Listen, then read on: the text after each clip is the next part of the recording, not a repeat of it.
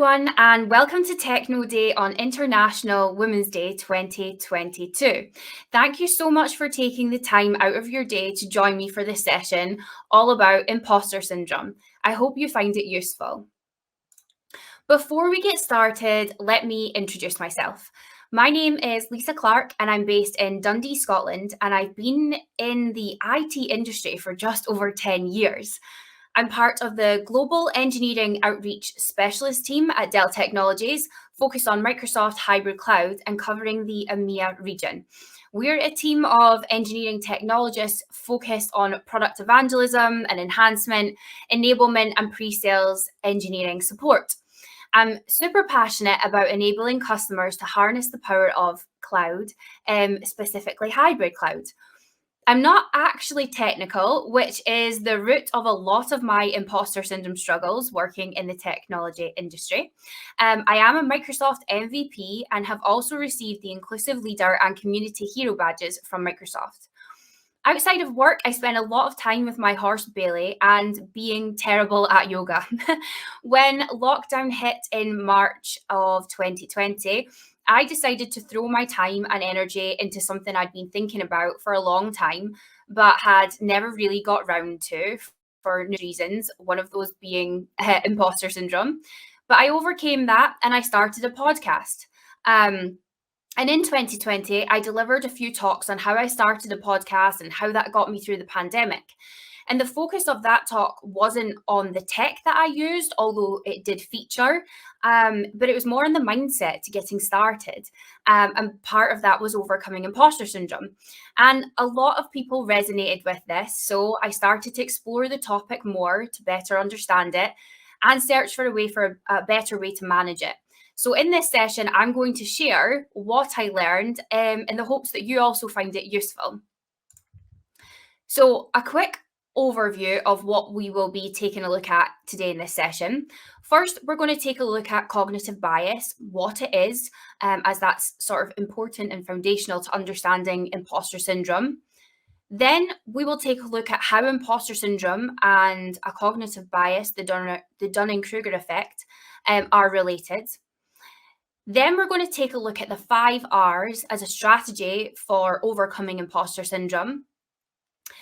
And finally, we'll spend some time talking about self-awareness, as self-awareness is really key to managing imposter syndrome and being able to implement the 5R strategy effectively.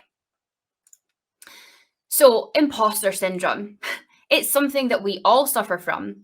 And it turns out that it is the inverse of a cognitive bias known as the Dunning-Kruger effect.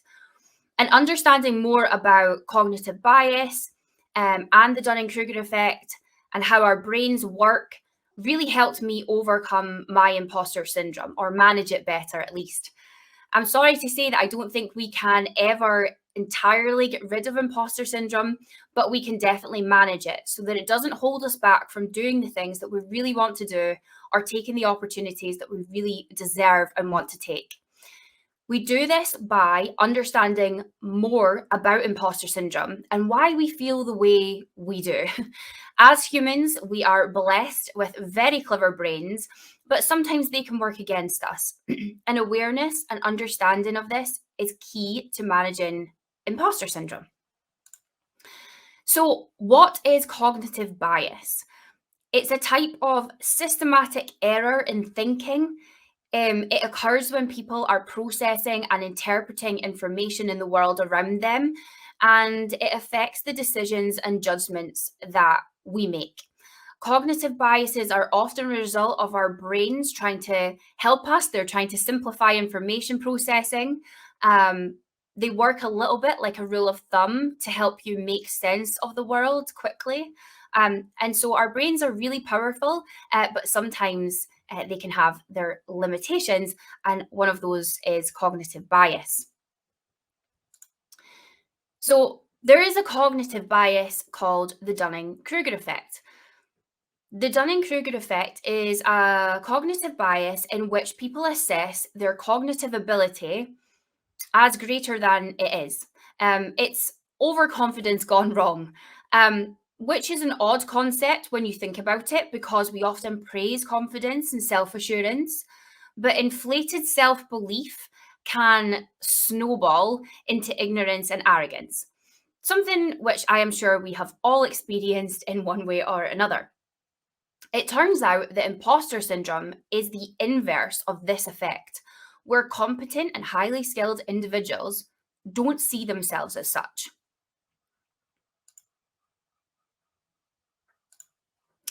So, recognizing imposter syndrome is the first step to managing it. So, what is it? So, if you've ever felt undeserving of your achievements, felt like your success was down to luck, or been worried that you might be discovered one day as a fraud, that is imposter syndrome. The problem with imposter syndrome is when self criticism, which can be useful, snowballs into debilitating imposter syndrome. Imposter syndrome is defined as a chronic feeling of fraudulence, self doubt, and inadequacy. It's really important to recognize this. You're not broken, you're human, and your brain is just trying to keep you safe. The problem is that your brain is perceiving a danger where there really is none. Being aware of this allows you to manage the situation so that it doesn't hold you back. In my research about imposter syndrome, I came across the 5 R's, which is a strategy to help you manage and overcome imposter syndrome, which I found really useful. So I'm going to share it today. The first step is recognize. As I said, recognizing and being aware of imposter syndrome can help you overcome it. It's easier said than done, but when you're feeling an overwhelm of self doubt or fraudulence, take a step back and try and ask yourself what is causing this feeling. And then identify that as imposter syndrome. Identify it and label it, give it a name, call it what it is. It's imposter syndrome. The next step is to rationalize. So, in this stage, take a moment to acknowledge your achievements to date, which led you to where you are now, and try and replace the negative thoughts of fraudulence or luck with rationalizing what actually caused the promotion, the achievement, the opportunity that you have in front of you. The next step is to reframe. This stage is all about altering your perception of the situation. Try and catch any thoughts which seem to be very all or nothing. All or nothing thoughts are a really good signal that you're feeling like an imposter. For instance, that you're either a complete success or a total failure. That is all or nothing thinking. Try and retrain this thinking into something more in the middle by both recognizing your wins and your areas of improvement. The next step is readying yourself, and this may be the toughest stage. This is where you ready yourself to let go of the thoughts of self doubt and fraudulence following the previous steps that you've taken to recognize, rationalize, and reframe. In this stage, it's about letting go. And then repeat. As I've said previously, imposter syndrome is something which will likely never go away entirely and will creep up on you every now and again, usually in the most unhelpful scenarios. But we can get better at managing it. So, to help you overcome your next imposter episode, write down these 5 R's. Try and keep a journal of the times that you feel your imposter syndrome and you overcome it using this process so that you can reflect. Another useful tool is to journal your achievements, however small, so that you can look back on them when you're in the throes of self doubt. You can also try and preempt future imposter syndrome episodes by identifying situations which might bring it forward and then use the 5 R's process in advance to work through those feelings so that you can take full advantage of the opportunities in front of you. I want to finish up talking about self-awareness. Self-awareness is important as it relates to the realistic and non-judgmental assessment of our resources and our abilities. When you're self-aware, you are accepting of both your strengths and your weaknesses. And this helps in maintaining a growth orientated mindset, which is another topic in itself.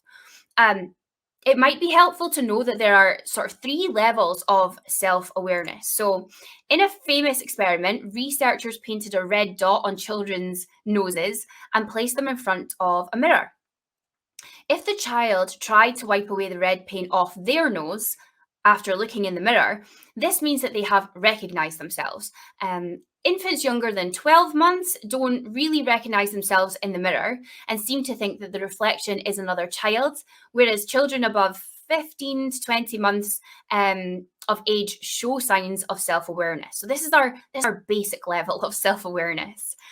When we reach adulthood, we have moved past the basic level of self-awareness to deal with meta self-awareness or self-consciousness. And this means that we are not only aware of ourselves, but we are aware of how others may perceive us. And this can also be considered as public and private self-awareness.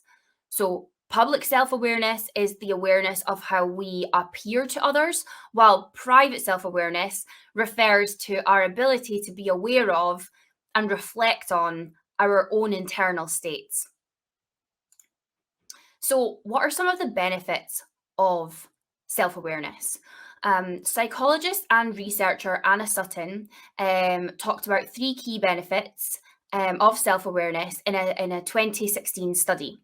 So, reflective self development, which refers to the paying continuous attention to the self with focus on conscious, reflective, and balanced learning. Next up was acceptance of self and others, which includes a positive self image, confidence, as well as a deeper understanding of others. Next up was a proactivity at work, which related to the outcomes of self awareness in the workplace and represents an objective and proactive approach to dealing with work.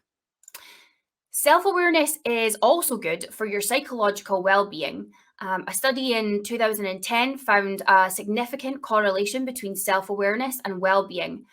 This was in the mental health professionals, which is a population with a high risk of burnout.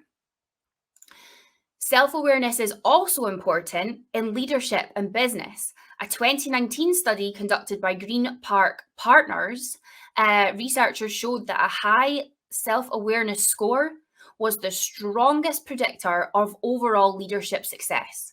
So self-awareness has many benefits. One in overcoming imposter syndrome, but also in the workplace and in our personal lives. So how do we then work on improving our self-awareness? It takes a very conscious and often uncomfortable effort. Becoming self-aware means having to look at parts of yourself that you might find that you don't particularly like.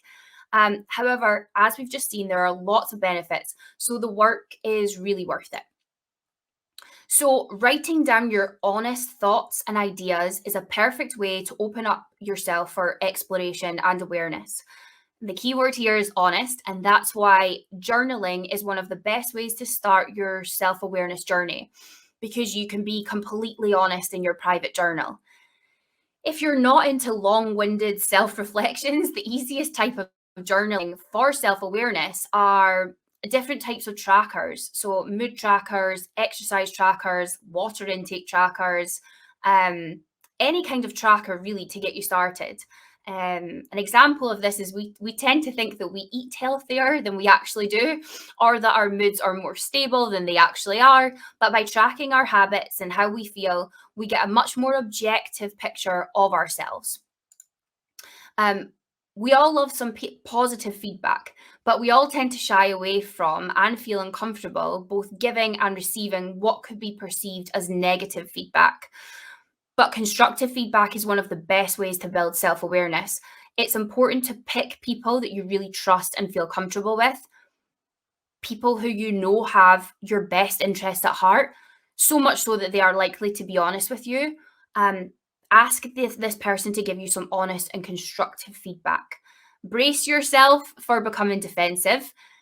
Practice self awareness in that moment. If it's making you uncomfortable, there is likely truth in it and you did ask for it.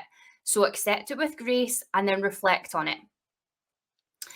Mindfulness is all about non judgmental awareness. So it's not hard to see why it's related to self awareness. In fact, some researchers believe that they're essentially the same thing with only tiny differences between the two. So, practicing mindfulness can help you learn how to observe your thoughts and feelings in a calm, honest, and accepting manner, which creates a strong base for future self awareness. And then your values. Take a moment to think about your values. You can probably name things and ideas that are important to you that you hold dear, but have you ever looked at them in a more in it any deeper? Have you explored their meaning? What is your personal why in life? Sit down with a close and trusted person and have a discussion about your values, or there are lots of worksheets online which can help you explore this in more depth. Two books that I would highly recommend before we move on to the summary are The Subtle Art of Not Giving a by Mark Manson and The Chimp Paradox by Professor Steve Peters. Both these books talk a lot about values and also about the way the mind works, and they were really great for me in getting me started on my self-awareness journey. But in summary, the Dunning-Kruger effect and imposter syndrome are basically opposite ends of the same spectrum. The Dunning-Kruger effect is where self-assurance and confidence snowballs into ignorance and arrogance. Imposter syndrome is where self-criticism snowballs into debilitating imposter syndrome. And having this self awareness to recognize when you might be at either end of the spectrum is the most important step in overcoming either of these cognitive biases. Work on your self awareness. Try and use these 5 R's to halt imposter syndrome in its tracks, to allow you to go after all of the opportunities that you deserve. I hope that you found this session useful. If you did, please tweet me at Lisa at the Edge on Twitter and let me know. A big thank you to all of the organisers and sponsors of Techno Day, and a massive shout out to all of my women in tech on International Women's Day 2022.